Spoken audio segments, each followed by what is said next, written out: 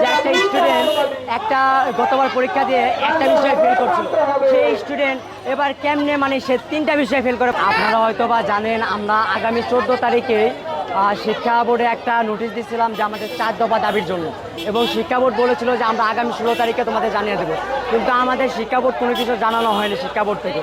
এই জন্য আজকে আমরা একটা বিশাল কর্মসূচি ডাক দিয়েছি।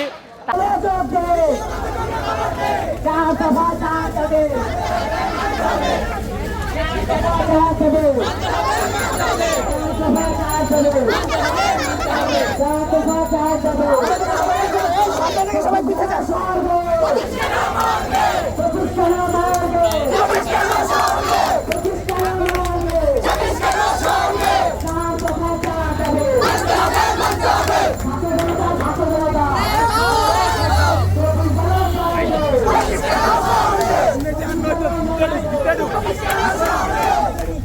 তারপরে আমরা চেয়ারম্যান আমাদের ভিতরে রেখেছিল জানানোর পর তিনি বললেন আমরা এটা মোতলনে দিয়েছি, মোতলনে কাজ করতেছে, মোতলনে পেড হইতেছে।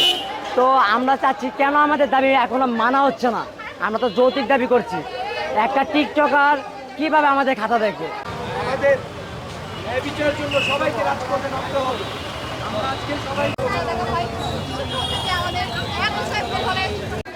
একটা 6-7 স্টুডেন্ট কিভাবে আমাদের খাতা দেখে? তারা কি আমাদের খাতা দেখার যোগ্য হয়েছে? খাতা দেখবে হচ্ছে শিক্ষকরা। শিক্ষকরা ন্যায় বিচার করে স্টুডেন্টকে মার্ক দেবে।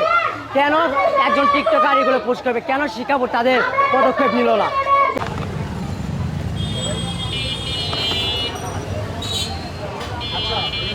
একটা ঘোষণা দিতে চাচ্ছি, জীবনটা বেশি বড় করে লাগে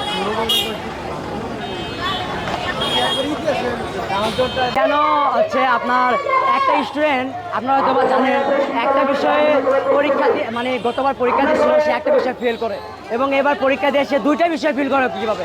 একটা স্টুডেন্ট ধর্মতে পরীক্ষা দিয়ে কৃষিতে ফেল করে কীভাবে? এটা একটু বললে ভালো হতো। আমরা এই দাবিগুলোই মূলত তাদের কাছে জানাচ্ছি। আর তারা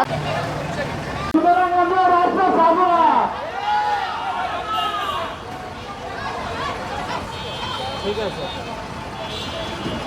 না মানে আমরা রাজপথ ছাড়বো না। আমরা যতক্ষণ পর্যন্ত আমাদের দাবি না মানা হবে, আমরা রাজপথ ছাড়তে চাচ্ছি না।